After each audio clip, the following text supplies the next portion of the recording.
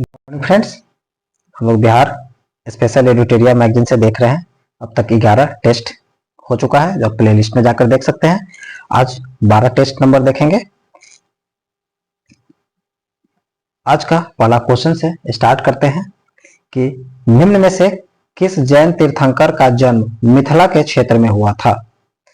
निम्न में से किस जैन तीर्थंकर का जन्म मिथिला क्षेत्र में हुआ था। मिथिला क्षेत्र में किसका हुआ था? तो ये आपका उपरोक्त में से एक से अधिक है, और इसमें से किसका किसका हुआ था? तो मल्लीनाथ और नेमिनाथ, ये दोनों का मिथिला क्षेत्र से हुआ था। मगध के परवर्ती गुप्त वंश का अंतिम शासक कौन था? मगध के परवर्ती गुप्त वंश का अंतिम शासक कौन था? तो ये जीवित गुप्त थे। गुप्त काल की समाप्ति के पश्चात किस वंश का शासन स्थापित हुआ था? गुप्त काल की समाप्ति के पश्चात किस वंश का स्थापित हुआ था? किस वंश का हुआ था? तो ये गुप्त के बाद मौखरी वंश का स्थापना हुआ था। निम्न विद्वानों में से कौन सा विद्वान कनिष्क के दरबार में नहीं रहते थे? कनिष्क के दरबार में नहीं रहते थे, तो ये कालिदास नहीं रहते थे। वसुमित्र, नागार्जुन ये थे, बट कालिदास नहीं थे। अशोक ने अपने शासन काल के कितने वर्षों बाद बुद्ध की ज्ञान स्थली बोध गया पर यात्रा किया था? शासन के कितने वर्ष बाद कर रहा है? तो ये 10वें वर्ष किया था। मौर्य सम्राट बिंदुसार के दरबार में यूनानी शासक एंटियोकस प्रथम ने किसे अपना राजदूत बनाकर भेजा था? तो ये डायनोसियस था। डायनोसियस को भेजा था। ऋग्वेद में मगध क्षेत्र के निवासियों के लिए किस शब्द का प्रयोग किया था? याद रखना है, ऋग्वेद की बात कर रहा है। मगध के क्षेत्रों में किसके लिए, किस बात को यानी किस शब्द के लिए उपयोग किया गया था? तो इसमें हो जाएगा आपका व्रात्य। खगोल शास्त्री आर्यभट्ट का संबंध बिहार के किस नगर से है? आर्यभट्ट का संबंध बिहार के किस क्षेत्र से है? तो ये पाटलिपुत्र थे। पालकालीन कलाकार बिट्ठपाल कहाँ के निवासी थे? पालकालीन कलाकार बिट्ठपाल कहाँ के निवासी थे? तो ये नालंदा के थे। बख्तियार खिलजी की हत्या किसने कर दी थी? बख्तियार खिलजी की हत्या किसने किया था? तो अली मर्दान खान था। ये बख्तियार खिलजी को कहां पर दफनाया गया था? तो ये आपको बिहार शरीफ में किया था। ओके, शरीफ में, बिहार शरीफ में। ओके, नेक्स्ट देखेंगे। सिकंदर लोदी 1495-96 में बंगाल के किस शासक को पराजित कर दरिया खान नुहानी के बिहार का उप शासक नियुक्त किया था? सिकंदर लोदी ने 1495-96 में बंगाल के किस शासक को पराजित कर दरिया खान नुहानी के बिहार का उप शासक नियुक्त किया था? बिहार के उप शासक किसे किया था? हुसैन शाह सरकी को। हुसैन शाह सरकी को। शेर शाह एवं हुमायूं के बीच चौसा का युद्ध कब हुआ था? चौसा का युद्ध कब हुआ था? चौसा का युद्ध हुआ था 1539 में। ओके, 1539 में। ऑप्शन में कोई नहीं है, तो इसमें से एक, उपरोक्त में से कोई नहीं, यानी कि ऑप्शन नंबर डी हो जाएगा। ओके, शाहजहां के काल में बिहार का शाहजहां के काल में बिहार के सूबेदार कौन था? शाइस्ता खां थे। शाहजहां के समय में बिहार का सूबेदार शाइस्ता खां। बिहार के दानापुर के सैन्य टुकड़ियों ने कब विद्रोह कर दिया था? बिहार के दानापुर के सैन्य टुकड़ियों ने कब विद्रोह कर दिया था? तो ये 25 जुलाई 1857 को किया था। 25 जुलाई 1857, डेट वेरी वेरी इंपॉर्टेंट। बंग भंग आंदोलन के दौरान बिहार में राखी बंधन दिवस कब मनाया गया था? राखी बंधन दिवस कब मनाया गया था? 16 अक्टूबर 1905 को। 16 अक्टूबर 1905 को। ब्रिटिश शासक के दौरान बिहार को एक अलग प्रांत का दर्जा किस वर्ष मिला था? तो ये 1912 में हुआ था। बिहार के किस उप नवाब को अफगानों ने हत्या कर दिया? बिहार के किस उप नवाब को अफगानों ने हत्या कर दिया? तो जैनुद्दीन हैबत जंग को। जैनुद्दीन हैबत जंग को एक बिहार का उप नवाब था, जिसे अफगानों ने हत्या कर दिया। शेर खां के पिता हसन खां जागीर थे। कहाँ के जागीरदार थे? तो ये आपका सासाराम के जागीरदार थे। पटना में जुलाई 1857 के विद्रोह का प्रारंभ किसके नेतृत्व में हुआ था? पटना में जुलाई 1857 के विद्रोह का प्रारंभ किसके नेतृत्व में हुआ था?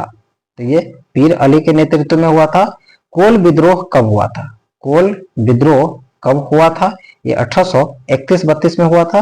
राजकुमार शुक्ल ने महात्मा गांधी से चंपारण आने का अनुरोध कांग्रेस के किस अधिवेशन में किया था? किस अधिवेशन में किया था? तो ये लखनऊ अधिवेशन में किए थे। नेक्स्ट देखेंगे, ब्रिटिश यात्री बर्नियर बिहार के किस मुगल शासक के समय आया था? ब्रिटिश यात्री बर्नियर बिहार किस मुगल शासक के समय आया था? बर्नियर कब आया था? औरंगजेब के टाइम में। ओके, नेक्स्ट क्वेश्चन देखेंगे, मुगल शासक फर्रुखशियर का राज्याभिषेक पटना में कब किया गया था? फर्रुखशियर का राज्याभिषेक कब किया गया था? तो 1713 में किया गया था। भारत में बहावी आंदोलन का प्रवर्तक सैयद अहमद पटना कब आए?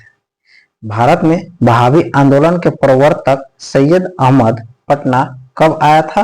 तो ये आपका 1821 में आया था, 1821 में। निम्नलिखित में से किस व्यक्ति ने बिहार में खिलाफत आंदोलन का समर्थन किया था? कौन व्यक्ति है जो खिलाफत आंदोलन का समर्थन किया था? तो इसमें से हो जाएगा आपका राजेंद्र प्रसाद, मजरूल हक, ब्रजकिशोर प्रसाद, मौलाना नूरुल हसन, यानी कि आपका 1, 2, 3, 4 सभी के सभी होगा। संविधान के किस अनुच्छेद में पंचायतों की 29 कार्यकारी विषयों वस्तुओं का उल्लेख किया गया है? किस अनुच्छेद में 29 कार्यकारी विषयों का, पंचायत में 29 कार्यकारी जो विषय है उसको उल्लेख किया हुआ है, किस संविधान में दिया हुआ है? तो ये अनुच्छेद 243 जी में, 243 जी में है। ग्राम सभा के गठन हेतु गांव की न्यूनतम जनसंख्या कितनी होनी चाहिए? न्यूनतम जनसंख्या कितनी होनी चाहिए? तो 250 होनी चाहिए न्यूनतम। किसी पंचायत समिति में कितने अस्थायी समिति होते हैं? कितने अस्थायी समिति होते हैं? तो 7 अस्थायी समिति होते हैं। सामुदायिक विकास कार्यक्रम की शुरुआत किस वर्ष किया गया था? सामुदायिक विकास कार्यक्रम की शुरुआत किस वर्ष? तो 1952 में, 1952 में किया गया था। भारत सरकार अधिनियम 1919 के प्रावधानों के तहत बिहार उड़ीसा प्रांत के प्रथम गवर्नर कौन बने थे? प्रथम गवर्नर 1919 के अनुसार बिहार उड़ीसा प्रांत के प्रथम गवर्नर कौन बना था? तो सत्येंद्र प्रसाद सिन्हा बना हुआ था, सत्येंद्र प्रसाद सिन्हा। संविधान का कौन सा अनुच्छेद राज्यपाल की शपथ से संबंधित है? राज्यपाल की शपथ से संबंधित कौन सा है? तो 159 शपथ से संबंधित है। राज्यपाल द्वारा जारी अध्यादेश विधानसभा के सत्र प्रारंभ होने के कितने दिनों के भीतर स्वीकार करना अनिवार्य है? राज्यपाल द्वारा जारी अध्यादेश विधानसभा के सत्र प्रारंभ होने के कितने दिनों के भीतर स्वीकार करना अनिवार्य है? तो ये 6 सप्ताह के अंदर। किसी विधानसभा में सदस्यों की अधिकतम संख्या हो सकती है? किसी विधानसभा में सदस्यों की संख्या, अधिकतम संख्या कितनी हो सकती है? तो ये 500 अधिकतम हो सकती है। सर्वोच्च न्यायालय के मुख्य न्यायाधीश बनने वाले बिहार के प्रथम न्यायाधीश कौन थे? सर्वोच्च न्यायालय के मुख्य न्यायाधीश बनने वाले बिहार के प्रथम न्यायाधीश कौन थे? प्रथम तो भुवनेश्वर प्रसाद सिन्हा थे। बिहार लोक सेवा आयोग के अध्यक्ष सहित कुल कितने सदस्यों की संख्या होती है? सदस्यों की संख्या कितनी होती है? बिहार लोक सेवा आयोग में अध्यक्ष सहित कुल सदस्यों की संख्या कितनी होती है? 6। राष्ट्रीय मानवाधिकार संरक्षण अधिनियम को किस वर्ष पारित किया गया था? राष्ट्रीय मानवाधिकार संरक्षण अधिनियम को किस वर्ष पारित किया गया था? तो ये आपका 1993 में हुआ था, 1993 में। निम्नलिखित में से बिहार के पहले लोकायुक्त कौन थे? तो श्रीधर वासुदेव सोहोनी बिहार के प्रथम लोकायुक्त थे। बिहार का राजकीय चिन्ह बोधि वृक्ष है। सर्वाधिक अनुसूचित जनजाति प्रतिशत वाला जिला कौन सा है? पश्चिम चंपारण। अनुसूचित जाति में तो आपका गया हो जाएगा। 2011 के जनगणना के अनुसार 1000 से अधिक लिंगानुपात वाले जिलों की संख्या बिहार में कितनी है? तो सिर्फ और सिर्फ एक। प्लाईवुड उद्योग के लिए बिहार का कौन सा जिला सर्वाधिक प्रसिद्ध है? प्लाईवुड उद्योग के लिए बिहार का कौन सा जिला प्रसिद्ध है? तो ये वैशाली हो जाएगी। बिहार में सर्वाधिक वर्षा किस क्षेत्र में होती है? बिहार में सर्वाधिक वर्षा किस क्षेत्र में होती है? उत्तर पूर्व क्षेत्र में सर्वाधिक होती है। मुख्यमंत्री नीतीश कुमार ने हर घर बिजली योजना की शुरुआत कब किया था? हर घर बिजली योजना की शुरुआत कब किया गया था? 25 सितंबर 2017। कहलगांव विद्युत परियोजना किसके सहयोग से बना है? कहलगांव विद्युत परियोजना एनटीपीसी के। प्रसिद्ध नानक जल कुंड कहाँ पे है? तो ये आपका राजगीर में है। नानक जल कुंड राजगीर में है। परमान डॉल्फिन अभ्यारण्य कहाँ पे? अररिया में है। परमान डॉल्फिन अभ्यारण्य अररिया में है। कृषि रोडमैप 3 का कार्य अवधि कब था? कृषि रोडमैप 3 का कार्य अवधि कब था? तो ये आपका 2017 से 17-22। दिए गए विकल्पों में कौन सा जिला पश्चिम बंगाल के साथ सीमा साझा नहीं करता है?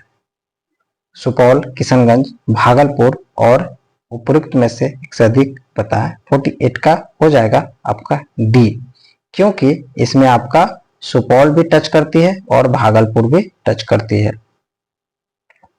48 का ए और बी। साझा नहीं करती है सुपौल और भागलपुर, ओनली किशनगंज करता है। हिमालय के तराई क्षेत्रों में कौन सी चट्टान पाई जाती है? हिमालय के तराई क्षेत्रों में कौन सी चट्टान? तो टर्शरी। बिहार में पुरानी जलोढ़ मिट्टी का विस्तार हो जाएगा भागलपुर, मुंगेर, पटना, गया, रोहतास। ओके, आज का टेस्ट यहीं पे समाप्त होती है। तब तक के लिए थैंक यू।